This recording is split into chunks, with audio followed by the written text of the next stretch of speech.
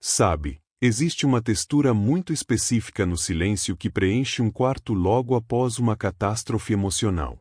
Não é um silêncio de paz, não é aquele silêncio de biblioteca ou de uma igreja vazia numa terça-feira à tarde. É um silêncio que vibra. É um som estático, pesado, como se o ar tivesse de repente se tornado sólido, difícil de respirar, difícil de atravessar. E geralmente, quando a gente senta para conversar sobre traição, a cultura pop e os filmes nos ensinaram a focar no grito, na descoberta, na cena dramática do flagra ou na confissão chorosa. Mas a gente raramente fala sobre o que acontece nos segundos, nas horas e nos dias imediatamente seguintes. Quando a poeira ainda não baixou, ela apenas parou no ar, suspensa, criando uma neblina onde você não consegue mais enxergar um palmo à frente do seu próprio nariz. É sobre esse momento que eu quero falar com você hoje. Aquele momento de animação suspensa onde você ainda está de pé, seu coração ainda está batendo, mas o mundo que você conhecia, a realidade que você habitava 10 minutos atrás, simplesmente evaporou. Eu estava pensando muito sobre uma imagem específica para ilustrar isso, algo tátil, algo antigo. O papel carbono. Você lembra disso? Talvez você seja muito jovem, mas antigamente, para ter uma cópia de algo, a gente usava essa folha fina, frágil, com um lado preto ou azul escuro, meio ceroso. Você colocava ela entre duas folhas brancas. Tudo o que você escrevia na folha de cima, a pressão da caneta transferia, queimava, marcava na folha de baixo. A traição funciona exatamente como esse papel carbono inserido secretamente entre a realidade que você viveu e a realidade que estava de fato acontecendo. Você achava que estava escrevendo uma única história. Você jurava que a caneta estava se movendo apenas em uma superfície limpa e honesta. Mas, escondido da sua vista, havia essa camada escura, pressionando para baixo, criando uma versão duplicada da sua vida. Uma versão que você não autorizou. Uma versão suja, borrada. E a coisa mais cruel sobre o papel carbono é a sujeira. Ele deixava manchas nos dedos. Um resíduo azulado, difícil de lavar, que impregnava na pele. Quando a traição é revelada, é como se alguém finalmente levantasse a folha de cima e te mostrasse a cópia de baixo. E de repente, tudo está manchado. Aquelas férias de 2 anos atrás? Manchadas. Aquele jantar na terça-feira passada onde vocês riram? Manchado. O papel carbono estava lá o tempo todo, duplicando a narrativa, torcendo a verdade, criando um documento paralelo que invalida tudo o que você sentiu. E isso nos leva ao ponto mais excruciante dessa experiência inicial. O início da espera. Nós somos condicionados a achar que depois do trauma vem a ação, o movimento, a resolução. Mas na vida real, na filmagem bruta e sem cortes da existência humana, a primeira coisa que acontece é uma longa e agonizante espera. Você fica paralisado no corredor da sua própria vida, esperando acordar. Essa espera não é passiva, sabe? É uma atividade biológica intensa e violenta. O seu cérebro entra num estado de suspensão que eu gosto de chamar de o vale da estranheza da própria existência, porque tudo ao seu redor continua exatamente igual, a cafeteira continua no mesmo lugar, a luz da tarde entra pela mesma fresta da cortina, o cheiro do amaciante nas roupas dobradas sobre a cadeira é o mesmo, mas a essência, a alma dessas coisas foi drenada e substituída por algo sintético. Você olha para a sua sala de estar e ela parece um cenário de teatro mal montado onde as paredes são feitas de papelão e se você encostar com um pouco mais de força tudo vai desabar, revelando os bastidores sujos daquela peça que você não sabia que estava protagonizando, e é aí que o papel carbono volta para te assombrar com uma crueldade meticulosa, porque a traição não mata apenas o futuro, ela assassina. Passado com uma eficiência brutal, você começa a fazer uma arqueologia mental involuntária, você revisita momentos que antes eram sagrados memórias que eram os pilares da sua sanidade, e percebe que o papel carbono estava lá embaixo copiando uma versão distorcida da realidade. Enquanto você sorria na foto de Natal, a tinta azulada do carbono estava registrando uma mensagem de texto que você nunca viu. Enquanto você planejava a reforma da casa, o papel carbono estava duplicando recibos de lugares onde você nunca pisou, e essa duplicidade cria uma dissonância cognitiva que te deixa nauseado, fisicamente doente. Porque a mente humana precisa de coerência narrativa para funcionar. Nós somos máquinas de contar histórias, e quando a história que contamos para nós mesmos sobre quem somos e com quem dormimos é subitamente revelada como uma ficção mal escrita, o sistema entra em colapso. Você fica sentado no sofá olhando para o nada, tentando sobrepor a imagem da pessoa que você amava com a imagem desse estranho que operava nas sombras, e as duas imagens não encaixam. É como tentar forçar dois polos iguais de um ímã. Existe uma resistência magnética, uma repulsa que te impede de fundir a memória carinhosa com a realidade fria dos fatos, e nesse vácuo, nesse espaço entre quem você achava que eles eram e quem eles realmente se mostraram ser, você fica preso, esperando que alguém grite, corta e diga que foi tudo um erro de continuidade, esperando que a lógica retorne ao mundo, mas o relógio continua tic-taqueando com uma indiferença que beira o sadismo. Cada segundo se arrasta como se o tempo tivesse virado melado, grosso e pegajoso, e você percebe que a espera não é pelo fim da dor, mas apenas pelo momento em que o seu cérebro vai finalmente aceitar processar o arquivo corrompido que acabou de receber. E essa aceitação parece impossível agora, porque aceitar significa admitir que você estava segurando a folha errada esse tempo todo.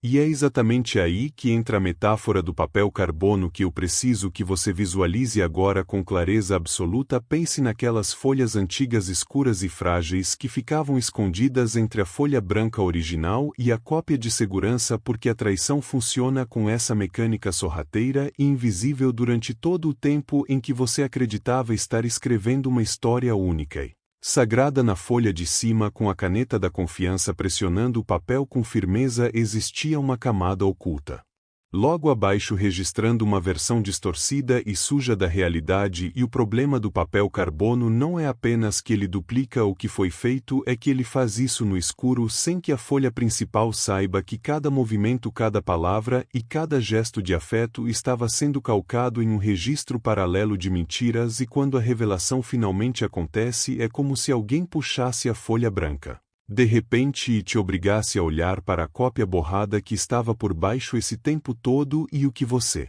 vê não é nítido, porque a cópia do carbono nunca é perfeita. Ela tem bordas difusas e manchas de tinta que não deveriam estar ali, mas a mensagem é inegável. E o pior de tudo é a sujeira física que isso traz para a sua vida. Você olha para suas mãos e elas estão manchadas com aquela tinta azulada e gordurosa do carbono que é difícil de limpar, e quanto mais você esfrega, mais ela se espalha pela pele, impregnando as suas digitais, como se a sujeira do outro agora fizesse parte da sua identidade biológica, e você se sente contaminado por uma narrativa que você não escolheu escrever, mas que foi forçado a assinar embaixo. E nesse momento de contaminação começa o verdadeiro calvário, que é o início da espera, mas não é uma espera por algo bom como esperar o nascer do sol ou a chegada de um amigo querido. É uma espera estática, uma suspensão da vida, onde você se senta na beirada da cama ou no chão da cozinha, e o silêncio da casa se torna tão pesado que parece ter massa física pressionando seus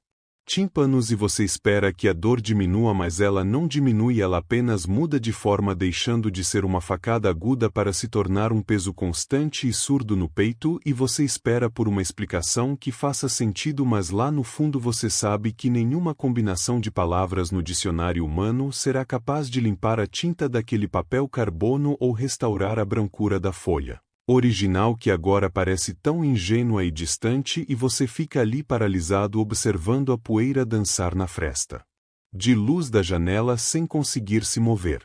E nessa paralisia estranha onde o corpo pesa 1 tonelada mas a mente corre numa maratona suicida, você começa a fazer a coisa mais perigosa de todas, que é o processo de rebobinar a fita da sua própria história, porque a traição tem esse poder retroativo maldito de viajar no tempo e envenenar momentos que já tinham acontecido, momentos que já estavam guardados na estante das memórias seguras, intocáveis, e de repente você se vê questionando aquele jantar de aniversário de 3 anos atrás ou aquela viagem para a praia onde tudo parecia perfeito e a luz do sol batia de um jeito dourado na pele de vocês dois, mas agora com a informação nova, com a tinta fresca do papel carbono manchando a realidade, você olha para trás e vê sombras onde antes só via luz, e isso é o que realmente te quebra por dentro. Não é só a perda do futuro que você imaginou construir ao lado daquela pessoa, é o assassinato do seu passado, porque cada sorriso naquela foto antiga agora parece uma zombaria, cada eu te amo sussurrado numa madrugada qualquer se transforma numa mentira calculada, e você percebe que estava interpretando um papel numa peça de teatro onde todo mundo sabia o roteiro menos você, e essa sensação de ridículo, essa vergonha de ter sido ingênuo começa a queimar no estômago como se você tivesse engolido vidro moído. A espera então deixa de ser passiva e se torna uma investigação obsessiva onde você vira um detetive da própria desgraça, procurando pistas que deixou passar, sinais que estavam ali gritando na sua cara, mas que a sua lealdade cega se recusava a ver. E você lembra daquele atraso injustificável numa terça-feira chuvosa, ou daquela vez que o telefone tocou e a pessoa saiu da sala para atender, e na época você achou normal porque a confiança é um luxo que nos permite não vigiar, mas agora cada um desses fragmentos retorna com um peso colossal esmagando a lógica, e você fica ali sentado esperando que o telefone toque ou que a porta se abra e que alguém entre e diga que foi tudo um mal-entendido gigantesco, uma falha na Matrix, mas o silêncio continua e a única coisa que você ouve é o som do seu próprio coração batendo descompassado, bombeando um sangue que parece ter ficado mais frio e mais espesso, e a espera se torna uma tortura porque você não está esperando uma solução, você está esperando que a sua identidade volte, porque quando a traição acontece ela não leva só outro, ela leva quem você era, ela rouba a sua capacidade de acreditar na sua própria percepção de realidade, e você se sente como uma criança perdida num supermercado gigante esperando que um adulto responsável venha te buscar, mas o adulto era você e agora você não sabe mais como ser essa pessoa que caminha com segurança pelo mundo.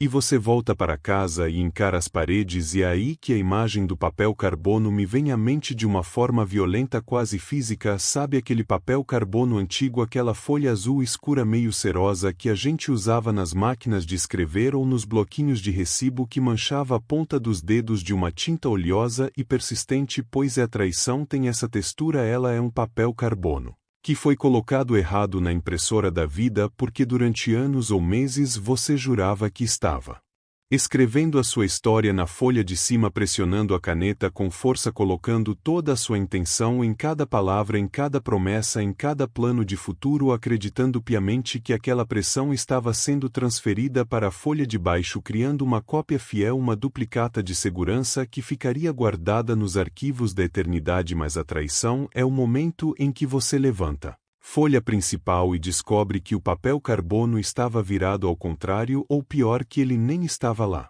E que a folha de baixo, aquela que deveria conter o registro compartilhado da relação, está completamente em branco, imaculada e assustadoramente vazia.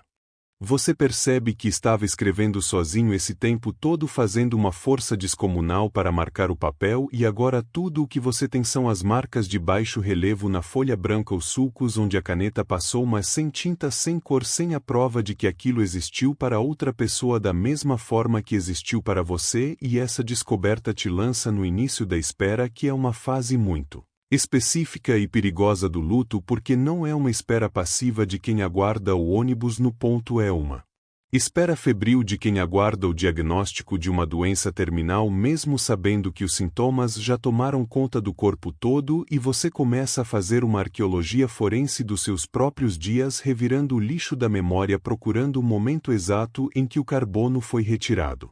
Você fica obcecado pelos detalhes microscópicos tentando triangular a posição das mentiras no mapa do tempo, perguntando para o teto do seu quarto se aquele jantar de aniversário foi real ou se já era uma encenação, se aquele abraço na terça-feira passada tinha afeto ou se era apenas hábito muscular, e essa espera é corrosiva porque você está esperando que a lógica retorne ao recinto, mas a lógica fez as malas e foi embora junto com a sua autoestima, e o que sobra é esse loop infinito de perguntas sem respostas, onde cada lembrança feliz se torna suspeita e cada sorriso do passado agora parece uma mueca de escárnio desenhada por um vilão de histórias em quadrinhos, e você percebe que a sua biografia foi editada sem a sua autorização e que você está segurando um roteiro que não faz mais sentido nenhum, tentando decorar falas para uma peça que já saiu de cartaz, enquanto a plateia vazia-te observa com aquele silêncio julgador que só as cadeiras de veludo vermelho conseguem ter. E é exatamente nesse silêncio ensurdecedor dessas cadeiras vazias que você precisa tomar a decisão mais difícil da sua vida, que é largar o roteiro no chão e sair pela porta dos fundos do teatro sem olhar para trás, porque a espera pelo fechamento, a espera pelo pedido de desculpa sincero, a espera pela validação da sua dor é apenas uma extensão da tortura que você se impõe voluntariamente. Entenda de uma vez por todas que a traição funciona como aquele papel carbono antigo que manchava os dedos de azul cobalto, pois ela transfere a verdade crua de quem a outra pessoa é diretamente para a folha da sua realidade, e não adianta tentar apagar o que foi impresso com a borracha da negação, porque o borrão só vai ficar maior e mais feio e você vai rasgar o papel. A lição brutal aqui não é sobre desconfiar de todo mundo daqui para frente ou se tornar um eremita emocional blindado contra o afeto, mas sim sobre entender que a versão daquela pessoa que você amava morreu, e o que caminha por aí agora é um estranho vestindo a pele das suas memórias mais sagradas. Você está esperando que um fantasma te peça perdão, e fantasmas não falam, eles apenas assombram os corredores da sua mente. Então o que você faz com esse papel carbono todo manchado e com essa biografia editada à força? Você vira a página. Parece clichê, eu sei, e talvez você queira socar a tela agora por eu dizer algo tão simples, mas a complexidade abissal está no ato de virar, não na frase em si, porque virar a página exige que você aceite que o capítulo anterior acabou em um cliffhanger sem resolução e que o vilão não foi punido e que o herói que é você saiu ferido e mancando e sangrando. A justiça poética que a gente busca nos filmes raramente acontece na terça-feira à tarde enquanto você lava a louça chorando. A única justiça possível é a sua reconstrução radical. É você pegar a caneta de volta e começar a escrever o próximo parágrafo sem a pressão do papel carbono por baixo, sem a cópia de segurança, sem a garantia de que não vai doer de novo, mas com a certeza absoluta de que a partir de agora quem segura a caneta é você, e a espera acabou, porque a vida não acontece na sala de espera, ela acontece no momento em que você decide que não precisa de ninguém para validar a sua existência ou para explicar o porquê da dor. Respire fundo agora. O ar é diferente aqui fora do teatro. É mais frio talvez, mas é real. E é todo seu. O contador interno que havia registrado cada movimento de Marcelo não tinha mais objeto. A pasta embaixo da bancada estava vazia. O objetivo havia sido cumprido, com precisão, da forma certa. E Rafael percebeu que não sabia o que fazer com o espaço que restou depois disso. Um funcionário da oficina foi direto. Patrão, você está apagado. Algo está errado. Rafael demorou a admitir, mas estava. Durante 11 anos, cada decisão, cada escolha, cada renúncia orbitou em torno de um único ponto. Quando esse ponto desapareceu, o eixo inteiro ficou sem referência. Meses depois, ele procurou um psicólogo. Na primeira sessão, ouviu a pergunta simples: o que você quer trabalhar? Rafael ficou em silêncio por muito tempo. Não sei quem sou sem objetivo, respondeu. Essa resposta tem nome: fusão de selfie. Quando alguém se identifica tanto com um propósito que deixa de existir fora dele. A fronteira entre quem você é e o que você persegue desaparece. Rafael não havia apenas buscado justiça por 11 anos. Ele havia se tornado essa busca. E quando o processo terminou, parte dele terminou junto. A sentença saiu numa terça-feira comum. 23 páginas técnicas. Fundamentação jurídica. Reconhecimento da cláusula. Reconhecimento do padrão de exclusão. Condenação ao pagamento da indenização com juros e custas. Nada de poesia. Nada de catarse. A justiça não escreve metáforas. Escreve decisões. O valor fixado era próximo da terceira proposta recusada, agora acrescido de correção. Quando Rafael terminou de ler o documento, não comemorou. Fechou o arquivo e ficou olhando para a parede da oficina. 11 anos condensados em 23 páginas. A sentença fez algo essencial. Registrou oficialmente que ele existiu naquela história. Que não foi exagero. Que não foi delírio. Que não foi irrelevante. Ele foi parte substancial da construção da empresa. E isso ficou escrito. Mas justiça encerra processo, não devolve tempo.